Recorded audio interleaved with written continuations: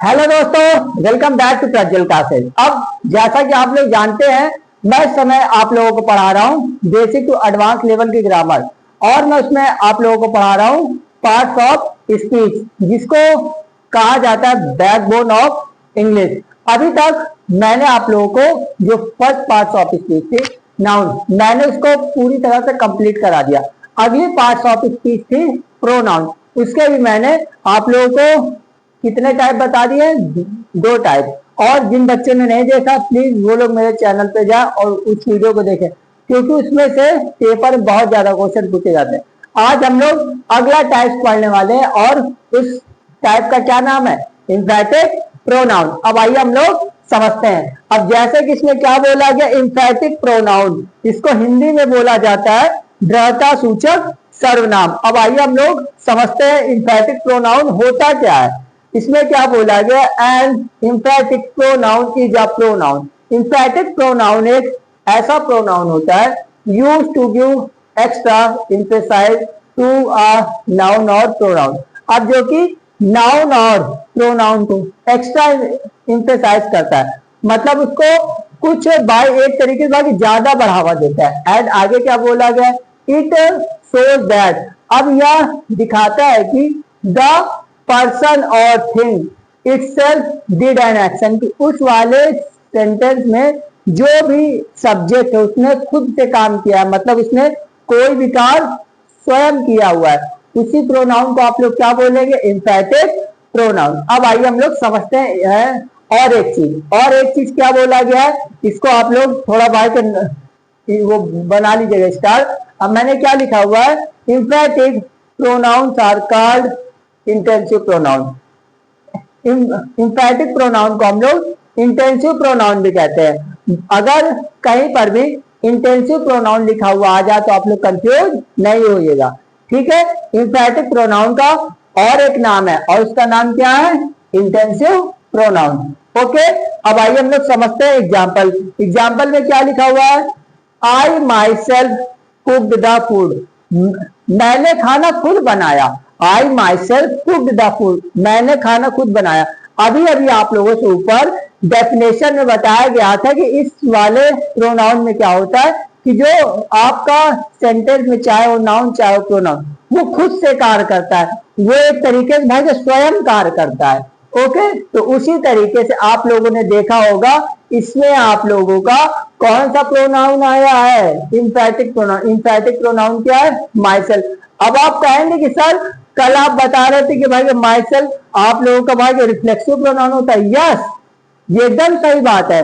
इंफैटिक जो इंफैटिक प्रोनाउन होता है वो एक तरीके से पर्सनल प्रोनाउन से ही बनता है। आप लोग आसान से शब्दों में समझिए, जिस तरीके से रिफ्लेक्सिव प्रोनाउन आप लोगों का पर्सनल प्रोनाउन से बनता है, ठीक उसी तरह से इंफैटिक प्रोनाउन भी आप लोगों का किससे बनता है? पर्सनल प्रोनाउन से। ओके, अब आइए हम लोग समझते हैं। अब अगर आप लोगों से कोई पूछ ले इस वाले सेंटेंस में इंफैटिक प्रोनाउन कौन सा है, तो आप क्या बताएंगे?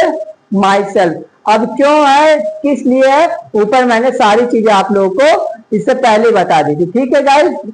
आगे का एग्जांपल क्या है, सी हरसेल्फ ओपनड द डोर, उसने दरवाजा खुद ओपन किया, उसने दरवाजा खुद खोला। तो अभी अभी मैंने इंफैटिक प्रोनाउन में आप लोग को बताया ना कि जिसमें आप लोगों का चाहे हो नाउन चाहे हो प्रोनाउन, अब वो क्या करता है? खुद कार्य करता है, वो मतलब उस वाले सेंटेंस में स्वयं कार्य करता है, ठीक। तो अगर आप लोगों से कोई पूछ ले इस वाले सेंटेंस में आप लोगों का कौन सा प्रोनाउन इंफैटिक प्रोनाउन है, तो आप क्या बताएंगे? हरसेल्फ। अभी अभी आपको मैंने बताया ना, इंफैटिक प्रोनाउन और रिफ्लेक्सिव प्रोनाउन दोनों होते सेम, बट इन लोगों का यूज अलग अलग तरीके से किया जाता है, ठीक। आगे देखते हैं, आगे क्या है। अब मैंने आप लोगों को बताया हुआ है रूल नंबर फर्स्ट, इंफैटिक प्रोनाउन का जो रूल है उसके बारे में मैंने आप लोग को बताया हुआ है। आगे देखते क्या है इसमें और चीजें समझते हैं। अब आगे क्या बोला गया, emphatic pronoun comes after the subject or at the end of a sentence।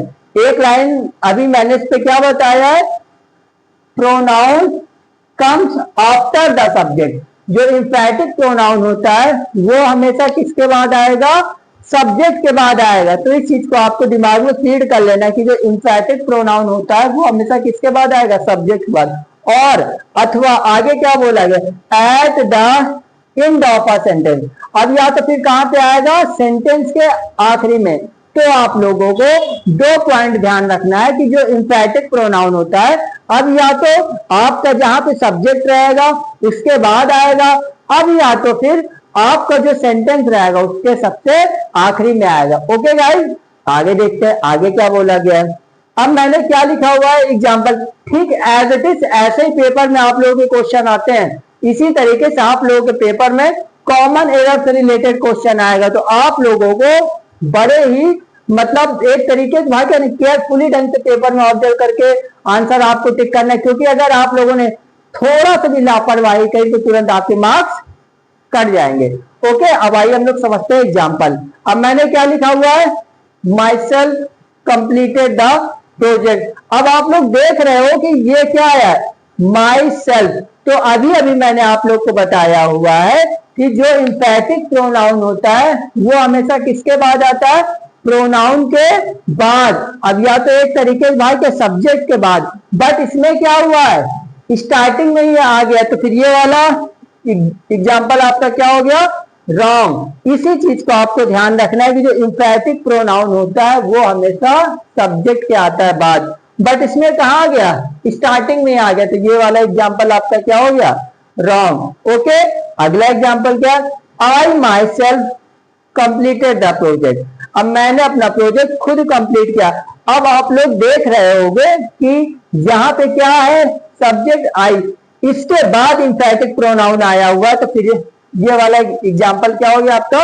Right. Okay guys, इसमें कोई डाउट कोई कंफ्यूजन? हाँ, एक बात और ध्यान से आप लोग सुन लीजिए कि ये क्या है? My self. अब आप लोगों ने जनरली देखा होगा कि अगर कोई ऐसे कुछ पर्सन होते हैं कि अब जब अपना इंट्रोडक्शन देते तो ऐसे बताते ना कि भाई माई सेल्फ, ऐसे करके बताते ना कि भाई माई सेल्फ प्रज्वल प्रताप सिंह। ऐसे नहीं बताते, क्योंकि आप लोगों को मैंने कल भी बताया था, आज फिर बता रहा हूं कि वो चाहे इंफैटिक प्रोनाउन हो फिर या तो हो आपका रिफ्लेक्सिव प्रोनाउन, उसको आप लोग कभी भी सेंटेंस के स्टार्टिंग में यूज नहीं करेंगे। अगर आपको कहीं पर भी ऐसा दिखता है तो वो आप समझ जाए कि अब ये एग्जाम्पल, अब या तो फिर एक तरीके से अब ये जो क्वेश्चन दिया गया है आपका क्या है? रॉन्ग है। इस टाइप के क्वेश्चन अधिकतर कॉमन एरर में आते हैं। ओके गाइस, अब मैं एक साइड हो जा रहा हूं, आप लोग स्क्रीनशॉट ले लीजिए सो दैट आप लोगों को नोट्स बनाने में बिल्कुल प्रॉब्लम ना हो।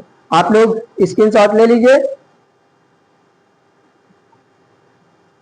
ओके गाइस, आप लोगों ने स्क्रीनशॉट ले लिया होगा। और जो बाकी इंफैटिक प्रोनाउन के बचे हुए रूल है उसको मैं अब अगली वीडियो में बताऊंगा।